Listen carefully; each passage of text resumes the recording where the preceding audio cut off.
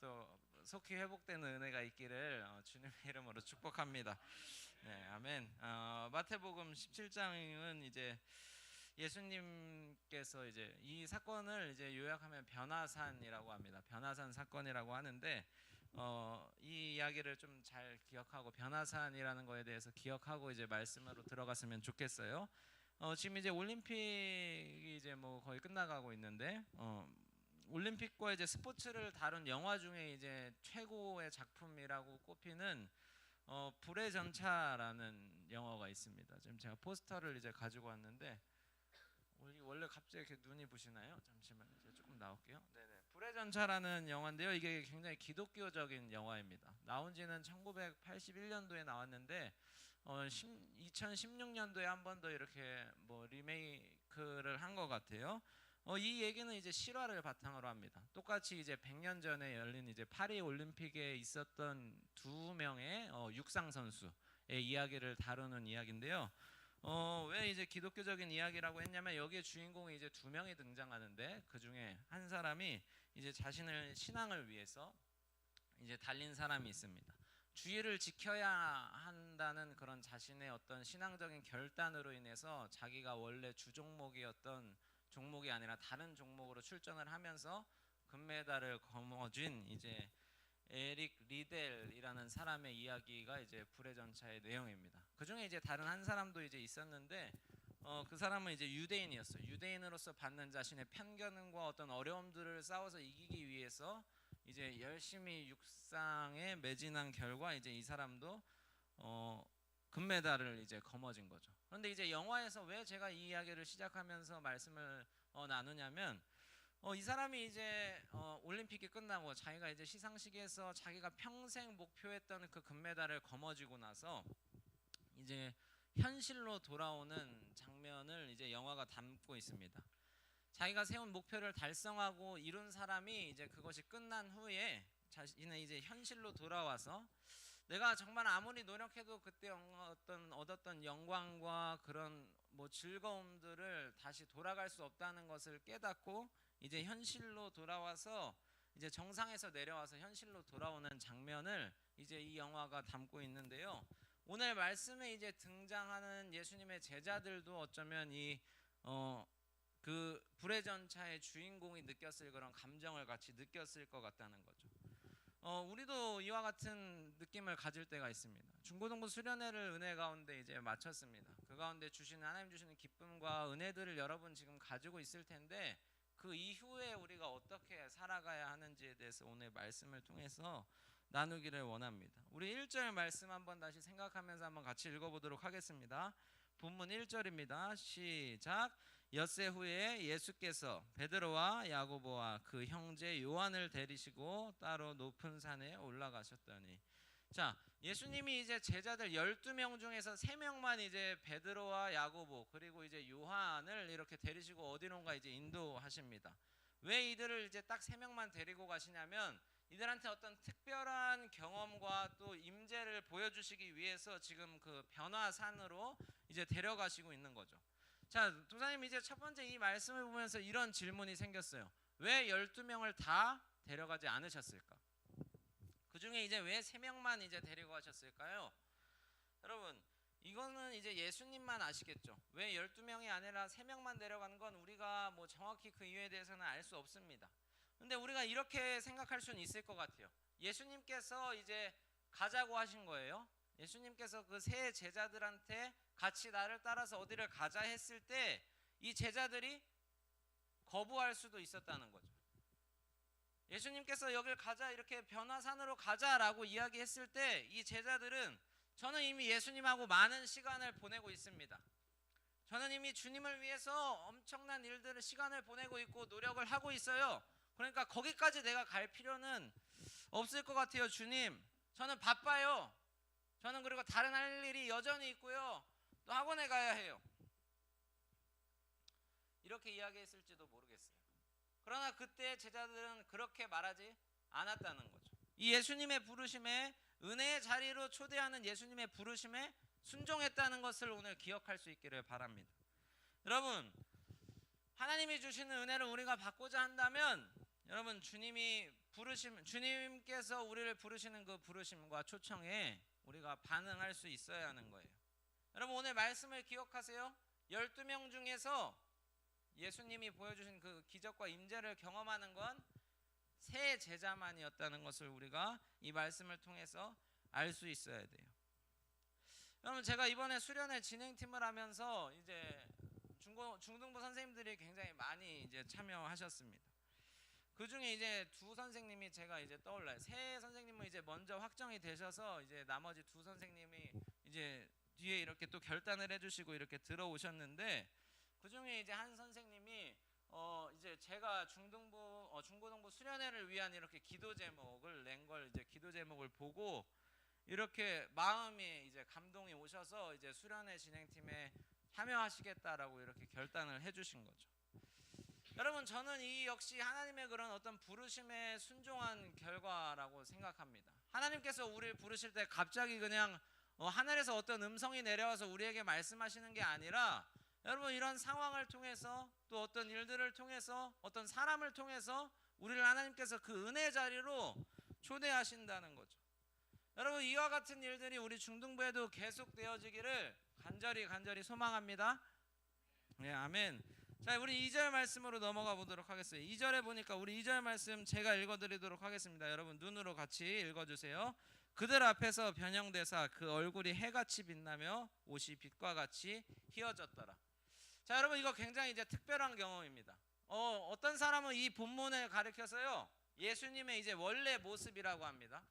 예수님의 이제 쌩얼이라고 하는 거죠. 우리가 원래 생각했을 때 쌩얼이 어떻나요? 막 다른 사람들한테 잘 보여주지 않고 싶은 이제 모습인데, 예수님은 오히려 이제 원래 모습, 쌩얼이 더 이제 밝다고 이제 성경이 이렇게 이야기하고 있어요. 제자들과 함께 했을 때는 그냥 인간의 모습, 우리와 다르지 않은 모습으로 이렇게 계셨지만, 갑자기 이제 변화산의 제자들을 데리고 올라가셔서 그 영광스러운 모습을 이제 보여주신 거죠. 자, 그렇다면 예수님이 왜 이런 모습을 보여주셨을까요? 갑자기 계속 이제 사람의 모습으로, 우리와 다르지 않은 모습으로 계시다가 왜 갑자기 이렇게 영광스러운 모습을 보여주셨을까요? 여러분, 이것은 티저라고 생각하시면 될 것 같아요. 여러분, 이건 하나 어떤 예고편을 보여주시는 거예요. 우리가 이제 나중에 주님 다시 오실 때 하나님 나라에 가서 우리가 얻게 될 그런 보게 될 기쁨과 또 영광의 모습들을 지금 제자들에게 이제 먼저 보여주시는 거죠. 왜냐하면 제자들이 앞으로 걸어가야 할 길이 너무나 힘든 길이었기 때문에 예수님께서 먼저 그 영광스러움과 하나님의 은혜와 임재를 경험케 하시고 체험하게 하신 거예요. 여러분, 우리가 이제 수련회를 통해서 이런 특별한 경험들을 한 친구들이 있을 줄 압니다. 말씀을 통해서 혹은 찬양 가운데 하나님께서 주시는 그런 특별한 임재와 은혜의 시간을 우리가 수련회를 통해서 경험했다는 거죠. 주님을 만났다고 하는 친구들도 있고요, 막 기도할 때 보니까 하나님 앞에 완전히 엎드려져서 막 울면서, 일부러 막 억지로 울진 않았겠죠. 그 친구들이 하나님 앞에서 막 울면서 기도하는 친구들이 있었어요. 여러분, 이런 일들이 베드로와 이제 제자들에게 일어났던 것처럼 우리 가운데도 수련회 가운데 이런 일들이 있다는 거죠. 하나님께서 특별한 시간 또 특별한 장소에서 이렇게 역사하실 때가 있어요. 그러면 우리 이제 이런 일들이 있을 때 어떻게 반응해야 될까요? 우리 3절과 4절 말씀해 보니까 베드로가 이렇게 이야기합니다. 3절은 이제 특별한 그런 어떤 경험을 하게 된 사건이니까 넘어가고, 우리 4절 말씀을 한 번 더 읽어보도록 할게요. 이런 어떤 특별한 은혜를 겪고 나서 베드로가 이렇게 반응하는 거죠. 우리 4절 말씀 한번 같이 읽어보도록 하겠습니다. 시작.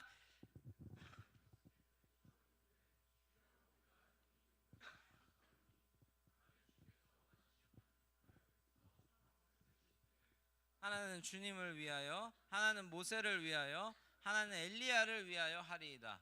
자, 여러분, 너무 특별한 그런 은혜와 임재를 경험했죠. 그러니까 이제 베드로가 어떻게 반응해요? 하나님, 내가 여기서 주님을 위해서 집을 짓고 여기서 살겠습니다, 이렇게 이야기하는 거예요. 그래서 어떤 여운이, 특별한 경험에 대한 여운이 너무나 오래가서 나는 여기를 아예 떠나고 싶지 않습니다, 주님, 이렇게 이야기하는 거죠. 여러분, 이건 뭐와 같냐면 우리가 양평 미니네 캠프에서 하나님, 내가 거기다 옆에서 집을 짓고 살겠습니다, 이렇게 이야기하는 것과 똑같은 거예요. 그 수련회 때 너무 기억이 좋아서 내가 그 체육관에서 계속해서 살겠습니다 이렇게 이야기하는 것과 같은 말이라는 거죠. 여러분, 우리가 수련회를 통해서 그런 특별한 은혜들을 받았습니다. 그러나 예수님께서 말씀하시는 거, 우리가 거기서 은혜를 받았다고 해서 그 자리에 그냥 머물러 있지 말라고 예수님께서 말씀하시는 거예요. 그 경험에 얽매여서 거기에 안주하지 말라고 예수님께서 지금 말씀하시는 거죠. 여러분을 은혜의 자리로 부르신 이유는 그렇다면 무엇일까요? 왜 하나님께서 수련회를 통해서 우리에게 그런 특별한 은혜와 어떤 기름 부음과 그런 하나님과의 어떤 더 가까워지는 경험들을 왜 우리에게 허락하셨을까요? 그 자리는 우리가 다음에 해야 할 일들이 있기 때문이에요. 여러분, 마태복음 17장 뒤에 보니까 이 일들이 있고 나서 제자들이 어디로 가냐면 귀신 들린 아이를 치료하러 간다고 이렇게 성경은 말합니다. 하나님의 어떤 특별한 임재를 경험하고 나서 사람들이 너무나 피하고 싶은 그 자리로 간단 말이에요. 여러분, 그냥 그 자리에 베드로가 했던 것처럼 뭐 초막을 짓고 거기서 사는 게 아니라 하나님이 보내시는 그 자리로 갔다고요. 여러분, 하나님의 임재와 그런 어떤 특별한 영적인 경험과 체험은 지나가는 거예요. 그 경험을 통해서 우리가 신앙적으로 더 성숙하고 우리가 더 하나님과 가까워지기 위해서 하나님께서 주신 것이죠. 소중하지만 우리가 그 일들을 기억하고 또 친구들과 같이 나누면 너무 좋지만 거기에 오래 머물러서는 안 된다는 거예요. 여러분, 예수님께서 베드로가 이야기한 것처럼 베드로야, 너가 거기 이렇게 하나님, 내가 주님을 위해서 여기다 집을 짓고 여기서 살고 싶어요. 그러면 예수님께서 야, 그렇게 지어서 되겠냐? 내가 살 집인데 조금 더 이거 크게 지어야 되지 않겠어? 우리 숙소처럼 막 거기는 방에는 화장실이 하나밖에 없었는데 화장실도 막 2개씩 지어야 되고 그렇지 않겠어? 라고 예수님께서 지금 말씀하시는 게 아니라 그 다음 예수님이 우리를 통해서 그리고 제자들을 통해서 할 일이 있기 때문에 수련회 가운데 그리고 이런 경험들을 보여주시는 거예요. 주님께서 우리를 사용하시기 위해서 여러분 한 명 한 명을 통해서 하실 일이 있어서 여러분 허락하셨다는 것을 기억했으면 좋겠어요. 아까 오늘 찬양에 너무 이제 은혜가 있었는데 그 기도 제목 이제 선포하면서 삶의 예배로 이렇게 그 은혜들을 흘려보냈으면 좋겠다 이렇게 이야기하셨어요. 그렇습니다. 하나님께서 우리가 은혜를 주신 건 우리에게 해야 할 일들이 있고 보내신 자리가 있다는 거죠.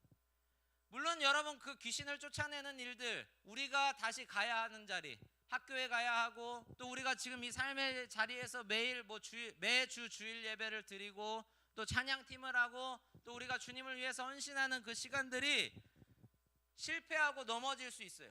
제자들이 귀신 들린 아이를 치료하는데 실패했어요.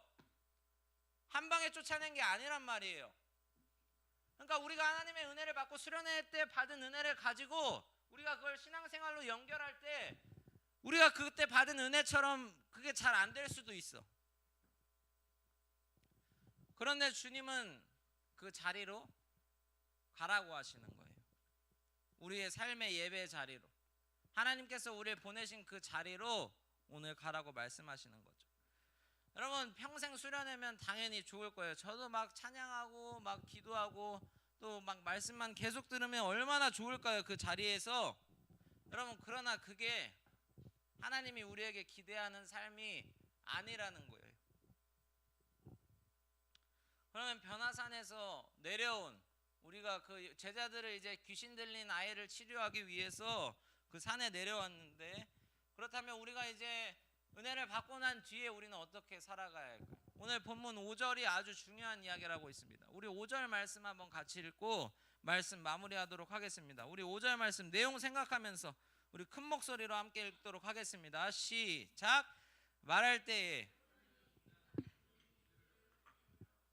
속에서 소리가 나서 이르시되 이는 내 사랑하는 아들이요 내 기뻐하는 자니 너희는 그의 말을 들으라 하시는지라. 아멘. 자, 우리가 해야 할 게 뭐라고요? 마지막에 너희는 그의 말을 들으라. 여러분, 이게 우리가 해야 하는 거예요. 우리가 해야 하는 건 그냥 그 은혜 받은 기억에 그때 너무 좋았어요 하는 정도에 머무르는 게 아니라 하나님의 말씀을 듣고 그리고 그 순종하는 자리로 나아가야 한다는 거예요. 그게 여러분에게 하나님께서 은혜와 기쁨을 주신 이유인 줄 믿습니다. 로마서 10장 17절은 이렇게 이야기해요. 그러므로 믿음은 들음에서 나며 들음은 그리스도의 말씀으로 말미암았느니라. 아멘. 수련회 때를 받은 그런 은혜가 어떤 순간적인 그냥 감정과 그냥 기억으로 끝나지 않는 제일 좋은 방법은 우리가 그 말씀을 듣고 그 말씀대로 살아가는 것입니다. 여러분에게 각자에게 주신 그런 은혜가 여러분 수련회 가운데 있을 거예요. 어떤 일들을 하나님께서 단호히 그 일들을 끊어내라. 그 안 좋은 습관들을 하나님 앞에 결단해라. 그리고 막 어떤 친구들은 기도가 너무 쉬워져요. 또 어떤 친구들은 전에는 찬양할 때 그냥 말할 수 없는 사람처럼 입을 꾹 다물고 있다가 이제 막 그 입이 열려서 찬양하는 친구들을 제가 봤어요. 막 몸을 움직여서 찬양하는 친구들도 봤다고요. 그리고 전에는 이 자리에 어떤 섬김의 자리에서 막 영적으로 다운돼 있어서 참여하지 않다가 다시 돌아와서 헌신하는 친구들도 있다고. 자, 그것들을 여러분들 말씀을 듣고 하나님의 말씀을 듣고 그 주신 마음을 지켜서 최선을 다해서 그 은혜를 삶으로 살아내라고 예수님께서 말씀하시는 거예요. 여러분 그게 그의 말을 듣는 것입니다. 여러분 신앙은 막 어렵고 막 복잡한 게 아니에요. 주님이 말씀하시는 대로 듣고 여러분 그걸 그냥 삶으로 살아내는 것이 바로 신앙입니다. 여러분 그와 같은 은혜로 또 우리가 그 받은 은혜들을 잘 지켜서 그것들을 삶으로 연결할 수 있는 우리 중등부가 되기를 주님의 이름으로 축복합니다. 오늘 이제 찬양하고 우리 이제 말씀을 마무리할 텐데 우리 나의 모습 나의 소유라는 찬양 같이 고백했으면 좋겠어요. 우리 가사를 생각하면서